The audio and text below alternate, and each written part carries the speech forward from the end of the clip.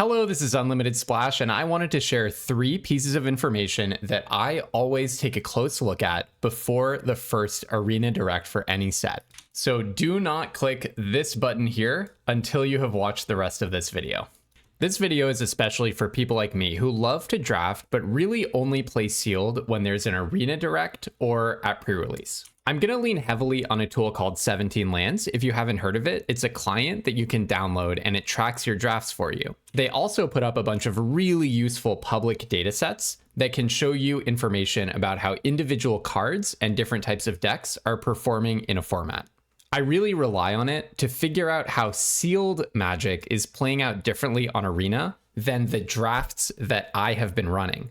Because sealed is a different format, right? So different decks could be better, different cards could be good. And if I just port over my intuitions that I've built by playing draft in the format, I might not actually be doing what I'm supposed to be doing in sealed. So the first question that I always ask is, what color decks are even good in sealed? Is it the same as it is in draft? Here are the 17 Lands win rates by color pair, with the number of games won in the column on the middle, the number of games played total in the column to the right of that, and then the column that is all the way on the right holds the win rate for that color pair. Where I want you to focus is the bottom half of the screen, starting with Orzhov, because on the bottom half are the actually supported color types in the format, and you'll see that the vast majority of games played are below that line. So Orzhov, with almost 20,000 matches played in a Premier Draft, has a 59% win rate and is the clear favorite in that format, Teenage Mutant Ninja Turtles draft. Coming in at a clear number 2 is Izzet, with a 57% win rate. Below that is Boros, Golgari, and then Simic is number 5. They actually do split out decks that have a bit of a splash, which is tons of Simic and a bunch of Golgari decks. So these win rates are a little bit unfairly low because these are the people who played Simic and Golgari without splashing anything, which is a little eccentric in this format. But still, when you look at the actual splashing win rate, it's still at number 4 and number 5 for Golgari and Simic. Is it any different in sealed? So here I've compared the win rates of sealed for each color pair to the win rates in draft. You can see Orzhov, white-black, it's the dominant deck in draft, and it's actually even a little bit better in sealed. Golgari also moves up a little bit. Simic and Izzet, though, are worse in draft, with Izzet being very dramatically worse. Even though it was our second best draft deck, it's dramatically worse in sealed. And then Boros is pretty similar, tiny bit worse in sealed than it is in draft.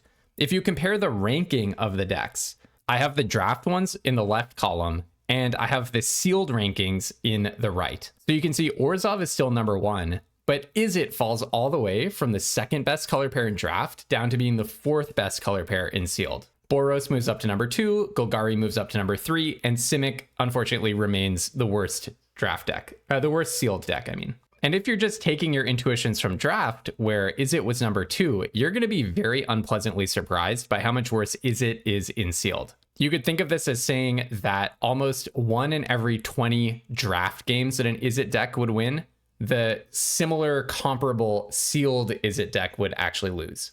You'll notice the probability of winning changes for the supported archetypes don't actually come very close to summing to 1.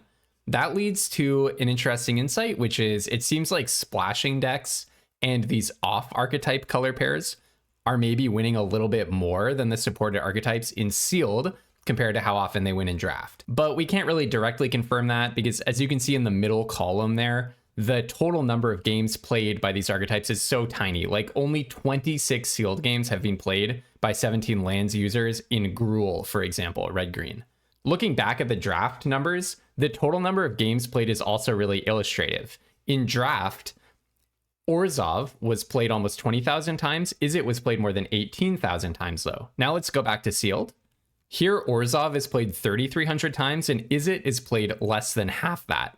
In fact, it's almost true that every other archetype added up has fewer games played than just Orzhov. Orzhov is making up almost half of the total field. So this leads to 2 insights. First of all, Izzet and Simic are way worse than you think. It's not just that they're both worse than they are in draft. They are. But also, way fewer people are playing Izzet compared to Orzhov, at least. So way fewer people are playing blue-red compared to white-black in sealed compared to in draft. And those people who do play it are still losing more. So in other words, a bunch of people are making the judgment, my Izzet deck is not my best deck, I probably shouldn't play it. And yet the people who do end up playing Izzet are losing at a higher rate. So probably more people should be making that judgment, oh, Izzet is not really there in my pool, I shouldn't be running it. And what do Izzet and Simic have in common? These are the only two supported archetypes in the format which have blue. So the blue archetypes are both worse than you think. The non-blue archetypes are all about the same or even better than you would think coming over from draft. And here's another insight. About half the field is playing the black-white sneak deck, and they're winning even more often than they are in the premier draft queues. That means I would say three things. First of all, you should be very inclined to play black-white sneak. It's just winning a lot in sealed in this format. Second, you need to be prepared to play against black-white sneak. You're probably going to be facing white-based aggro and specifically white-black a whole lot in this event. So if your deck cannot handle an assertive white deck, then you're going to be in big trouble. And furthermore, because this deck is actually winning disproportionately, that means that by the time you get up to 4, 5, 6 wins, you're going to be disproportionately facing black-white sneak decks. So as you go along the queue, you're going to be facing more and better black-white sneak decks. So you really need to be able to handle them. All right, so that's deck color data. The next thing I always want to look at is dig one level deeper and just ask, what card should I play? But as we get into that, I want to shout out this comment of the week and make an exciting announcement. So this comment comes from Miguel Andres, who says, who asked, have you thought about creating a Discord so that we can share each other's drafts and ask gameplay questions? This was a question asked on my last kind of deep dive analysis video. I have a ton of fun doing these analyses, and it's absolutely my goal to foster a positive environment where we are all getting better at Magic, specifically limited, together as a community. So making a Discord or some kind of shared environment for everyone to talk about, for example, hey, I have this arenadirect draft sealed pool. What do you think I should run? What kind of a deck should I build? Would you include this card? Would you make any changes to this list? That's like perfectly consistent with my vision for where I want to head with this channel and this community. Having said that, I don't want it to be a barren wasteland. I want to make sure that I have the kind of momentum and community spirit behind it. So the way I decided to take this on is as a series of subscriber goals. So right now, as I record this, I'm sitting at 71 subs. I have a modest next step that I want to announce. If I reach 75 subs, I'll do my first live stream. I'll keep recording a video every day, but as icing on the cake, when we get to 75 subs, I'll do a live stream as well. And then after 29 more subs, when I hit 100, that's when I'll start the Discord server. It'll be a totally free to join space, just a nice positive environment where we can really achieve my goal of all of us getting better at limited together. So if that sounds cool to you, do go ahead and comment and just let me know if you would have interest in joining something like that. Okay, so as I was saying, what exactly are the cards that we should play in sealed? So if you just look at the list of top cards, then nothing here is going to surprise you. If you just scroll through the list of top cards in sealed, they really look like the list of the most winning cards in draft. However, there's, I think, a much more informative analysis that you can do. And actually 17 lanes makes this pretty easy. You can actually compare card data from one format to another. So I did a bunch of comparisons. I actually downloaded some data and actually calculated the difference between win rates in Premier Draft and in Sealed for the Teenage Mutant Ninja Turtles. And the first thing I want to show you is the cards that are the biggest movers down from Draft down to Sealed. So what gets the most worse when you go from Draft into Sealed? The first one, the card that has the win rate that takes the biggest hit by showing up in a sealed pool compared to showing up in a draft pack, is Weathermaker. And I think this makes a lot of sense because the Weathermaker is a pretty sweet build around that you can really engineer your draft to take advantage of. But in sealed, you really don't have as much opportunity to benefit from, say, the ease of splashing that the Weathermaker gives you. It's also an artifact, and we saw that the artifacts deck takes the biggest hit among all of the archetypes from being in sealed compared to draft.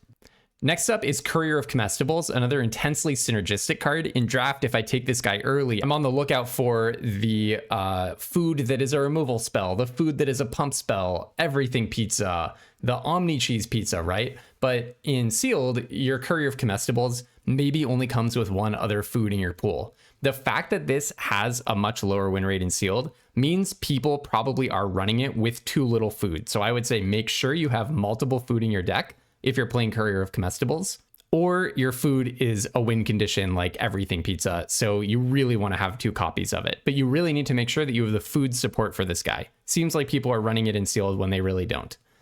Technodrome, again, another artifacts-based build around. These are taking a big hit here. I was kind of surprised by Raphael Tough Turtle because this I think of as mainly a Boros card, but it kind of makes sense that a Boros go wide strategy is a lot easier to engineer in draft compared to in sealed. In sealed, you would have to get lucky for this card to really be popping off with tokens over tokens over tokens, the way that you can kind of make it happen in draft. And also if people are playing it in Is It, that deck is already winning less. This one I was surprised by. Karai's technique is less winning. It's one of the biggest movers down. It's way better in draft than it is in sealed. I have no idea why. I mean, some of these could just be popping up due to random variants, of course, but one theory is maybe the stringent mana requirement is a little bit harder to meet in sealed, because if I have a Karai's technique pack 1, then when I see a black-white dual land pack 2 and then one pack 3, maybe I'll take them because I know that I have some dual pips that I have to be able to afford. But often you just don't have that luxury in sealed. If you don't open the black-white land, you just don't open it. Another theory is some of the creatures that are causing trouble for people may be on average a little bit chunkier in sealed. So maybe -3/-3 isn't doing the trick quite as often, but I don't know. Or maybe you're not getting as many good ETB effects, but it is interesting that Karai's technique is popping up here. I'm not sure we should read too much into it. Ray Fillet is not a surprising one, an intensely synergistic card that can only really go in Is It or in Simic. So total confirmation of what we were thinking about Is It and Simic being worse, and maybe synergy being lower. Guac and Marshmallow Pizza, another interesting one. I would suggest maybe this goes with Courier of Comestibles, that often in draft, your Guac and Marshmallow Pizza is essentially a free card because your Courier of Comestibles is often just taking it out of your library. So by the time you see the Guac and Marshmallow Pizza, you're in a more winning position. Or maybe you have little things to do with extra food lying around perhaps, which you just don't manage to get in your sealed pool. But it is a mover down. It's better in draft than in sealed. Raph and Mikey, I think this is as simple as in draft, you can start taking a bunch of Turtle Butlers and trying to ramp your way up to 7. In sealed, often you just have to hope to hit your 7th land in order to afford this card. So the way to interpret this is actually that Weather Maker is in the hand of a player who ends up winning a draft a certain % of the time. Or more specifically, when Weather Maker is in your hand, you end up winning a certain percentage point of the time. So knowing that Weather Maker is in your hand, you're going to win this certain % of the time. In sealed, that number is 5 percentage points less than it is in draft, which is a huge difference. It's not that Weather Maker is causing you to lose 5% of the time. It's just associated with a losing result 5 percentage points more often, conditional on being in your hand in sealed compared to in draft. But that's a big difference. It means the types of decks that are playing Weather Maker are probably on a losing course in sealed way more often than they are on in a losing course in draft. And all these other cards ring in at a 4 percentage point lower win % conditional on being in your hand. That's a big hit.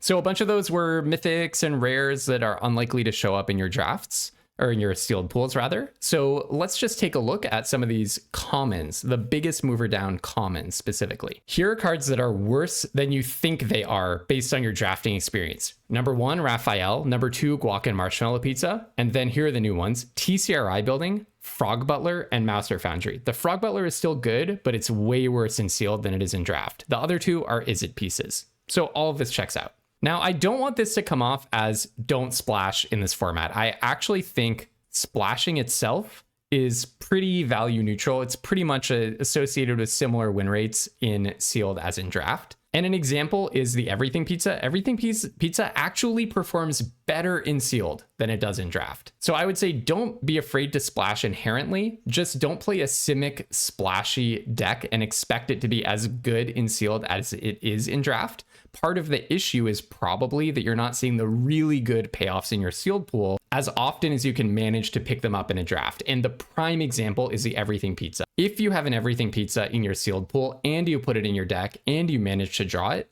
it actually looks like you're pretty much in good shape, maybe even better than if you do that sequence in draft. It's just, I think that if you're building the splashy decks that don't have this quality of payoff, that you're going to be in trouble.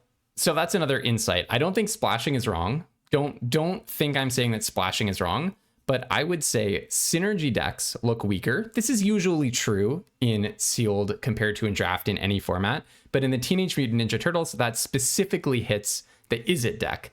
And splashing just to have a functional deck the way that Simic often kind of has to in this format, that's not good. So focus on raw power a little bit more in sealed than you would in draft. All right, what about the things that are better in sealed compared to in draft?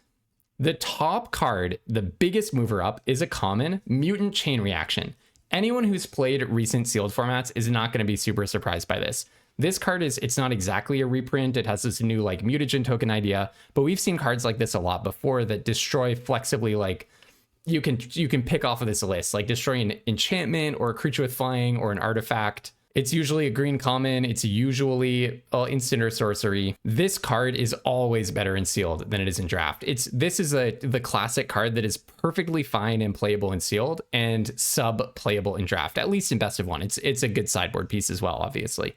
So do not be ashamed or afraid to run your mutant chain reactions.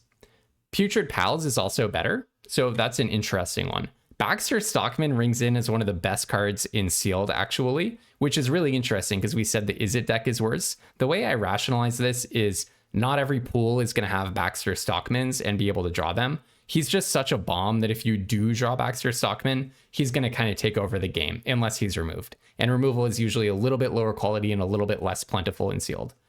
Then there's Grounded for Life. Okay, similar to Mutant Chain Reaction, clunky removal is just way better in sealed than it is in draft. Leatherhead Swampstalker, I mean, the way to beat an inherently extremely powerful bomb is with synergy, and synergy is weaker in sealed than it is in draft, so this makes sense to me. This guy has a little bit less competition. If you draw him, your opponent's less likely to be able to outvalue you with some kind of, I don't know, amazing Mouse or Foundry into Baxter Stockman situation. Raph and Leo, I really do not like this card in draft. The reason is it's just clunky, slow, requires some setup. The thing is in sealed, you can really get away with things that are clunky, slow, and require some setup a lot of the time. So Raph and Leo is a big beneficiary of that. Perfectly respectable in sealed, it seems.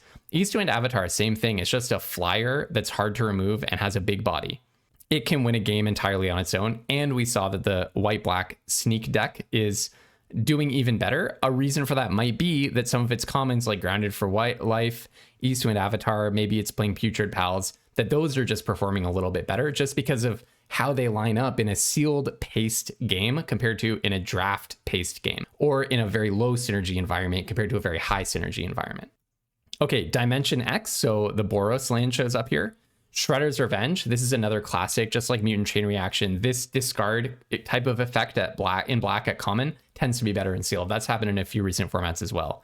And then Action News Crew just seems like just being a white-black sneak deck with a responsible curve removal, playing to the board, a little bit of evasion. It's just a good way to win in the sealed environment. And the scale is really similar. Some plus 5% cards that are associated with a 5% higher win rate after you draw them in sealed than they are in draft, and then a few at plus 4 and a few at plus 3.